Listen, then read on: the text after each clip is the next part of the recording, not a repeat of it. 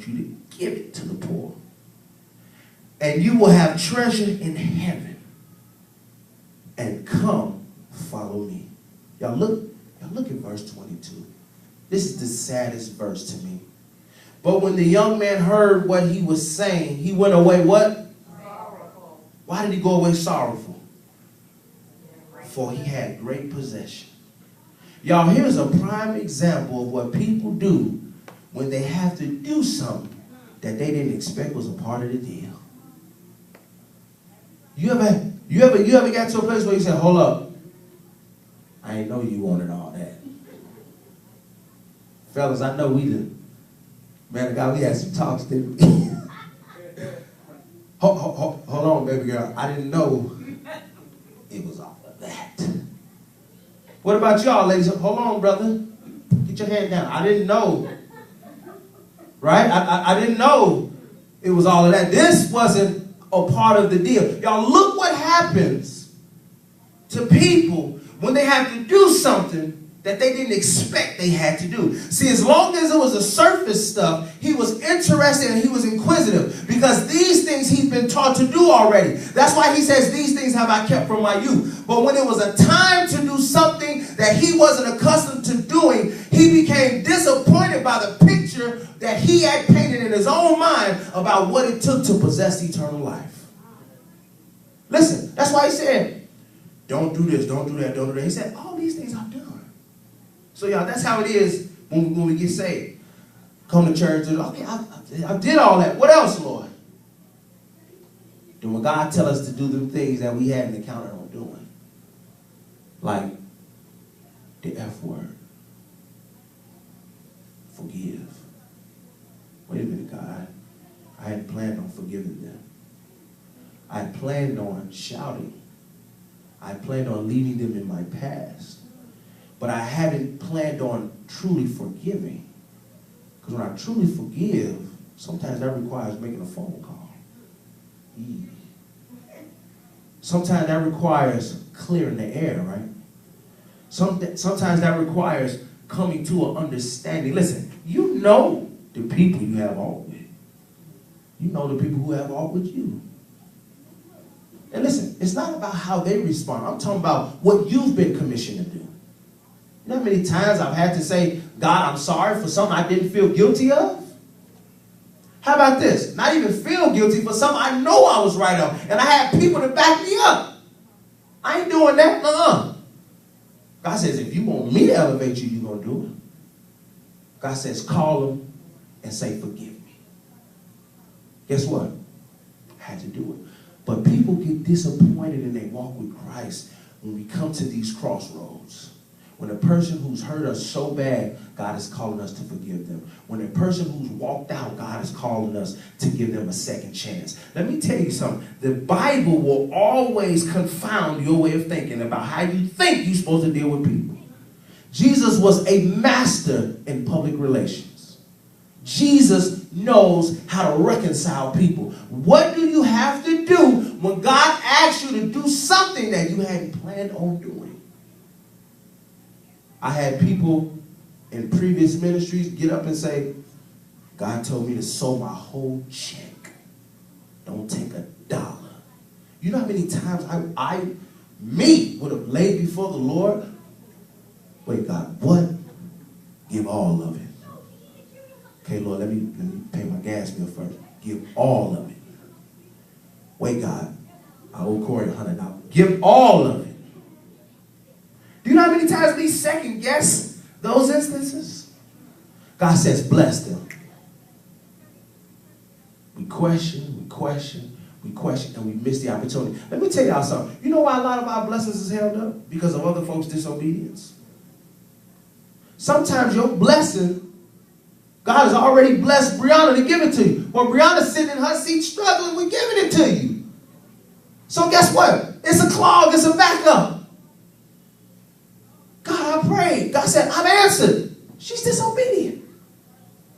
How do God work, y'all? He works what? Through people. So when we have these instances in the church and things don't move, see, this is why we all have to be in sync. This is why we have to be in synergy. The Bible The Bible uses this word that starts with the letter A. That's why we all have to be on one what? Accord. Yo, we all got to be hearing from the same God corporately when we come together. That's the purpose of corporate worship.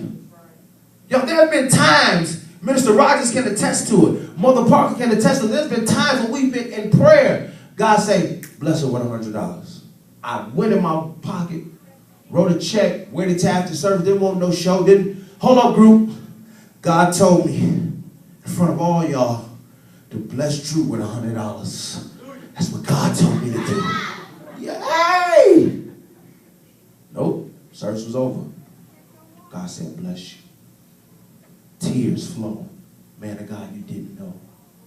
God revealed that to me a long time ago. How many other people's blessings are held up because of disobedience? So people come into the house of the Lord, right?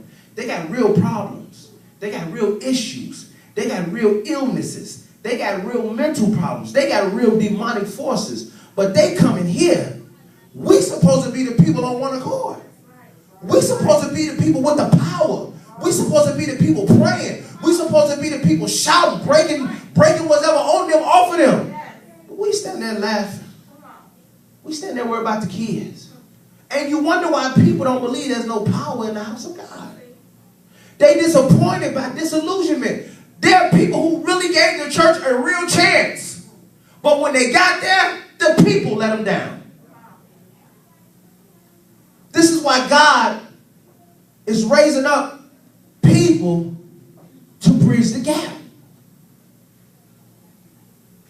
Y'all have had so many testimonies of people crying. I just don't believe it. Listen, I have people crying. I just don't believe in it, man. I tried. Listen, y'all, ain't that people just generally hate God? There are a lot of people that let folks down. You know how you felt when you got let down. You know how hard it was for you to love again, right? After so-and-so hurt you, I'll never love again.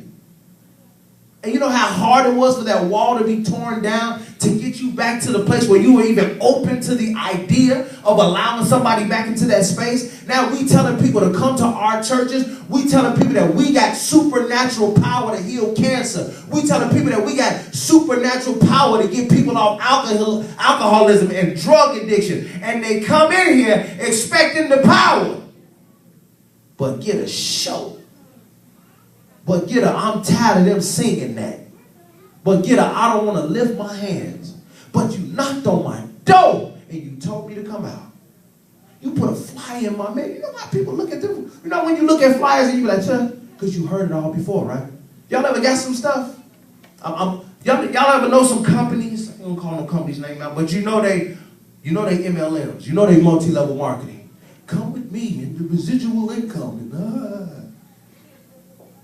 And they got all the game, but you already know. Y'all listen, there are people that will never experience God the way we've experienced them because the doubt is so real. How much more important when they come into the house of God do we have to be on one accord? How much more important do we have to be ready? How much important do we have to believe? How much important should we sing? How much more? Y'all, there are people that are disappointed by the picture they saw. And guess what? I'll come occasionally. I'm not giving my all. Because I don't believe. Now listen, when people don't give their all, guess what? They struggle with belief. When a woman is hard to give her heart all the way to you, guess what? She struggles in the area of unbelief. I just don't trust men like that. Now, there are people who have been scarred. Y'all know some people who've been scarred. Through rape, through molestation, through whatever, but they've been scarred. And guess what? The trust factor for people is very low. There are some people that have been spiritually scarred. And you said, use the man or woman of God. And you said, come to my church because the power's there. And they got there. And not only wasn't no power there, you wasn't even there. Man, I thought this was the spot. Right? Disappointed by disillusionment. So as long as the rich young ruler, as long as it was the surface stuff, He was interested and he was inquisitive. God, I've done all these things. But when it was time to do something he wasn't accustomed to, he became disappointed by the picture that he painted in his mind about what it took to possess eternal life. So this is what happens when people come to the church. As long as church fits the idea of what I think church is and what I want it to be, then I'll have no problem. But when God requires me to do something out of the box I place my Christianity in, I become disappointed with that picture. And I'll do like the rich young ruler and I'll walk away sorrowful. I want to help people bad. Let Sister Jones live with you for 6 months. No, I got $100 for Sister Jones. Because she ain't living with me for 6 months. Well, Pastor, you can't trust him. You can't. But you got to know when God is telling you to. Right? No, everybody can't stay with you. But will God make exceptions and cause you to go over and beyond for people? Yes. He did it for us. We moved to Minnesota. We had nowhere to go. We stayed with my uncle. Then we stayed in a shelter.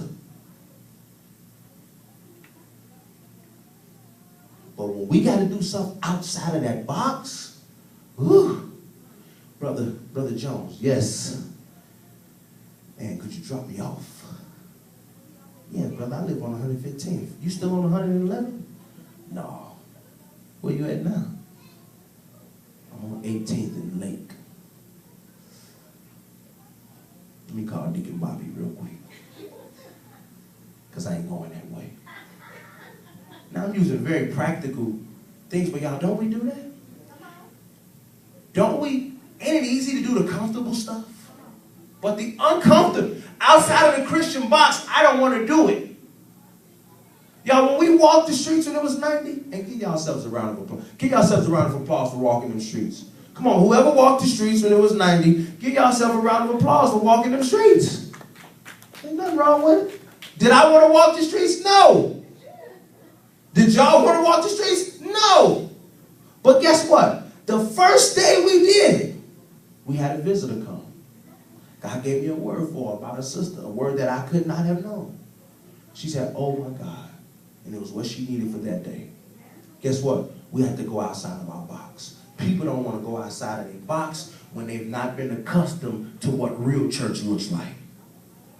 Y'all know that people walk away from Christ for the same reasons they walk away from a marriage. And one of those reasons is, this don't look like what I signed up for. See, the problem is many people don't get a holistic picture of what walking with God looks like. So when they encounter something they were not prepared for, they'll walk away. Let me say that again. Many people don't get a holistic picture of what walking with God looks like. So when they encounter something they're not prepared for, guess what they do? They'll walk away. My job as a pastor is to prepare you for the entire journey. So that means I have to encourage you with the miracles of Peter, but I also got to remind you about the sufferings of Paul. You got to get the whole picture.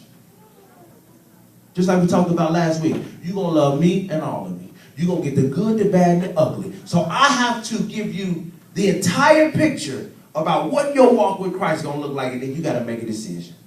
See, people get disappointed by disillusionment because you got too many preachers preaching only one side. Yes, it's blessings. Yes, it's abundance. But how do y'all know there's pain? How many of y'all know there's sorrow? How many of y'all know there's times of extreme hurt? God says, as leaders, we have to prepare you for the entire picture. I have to give you the miracles of Peter, but remind you of the sufferings of Paul. See, when you accurately present the whole picture, when the suffering comes, a prepared people will know how to prosper. If you're taking notes, write that down. If you're taking notes, write that down. When you accurately present the whole picture, when the suffering comes, a prepared people will know how to prosper. If you prepare, guess what? You're going to get the victory. Because guess what? The suffering is going to come. There was a book my wife had when she was pregnant.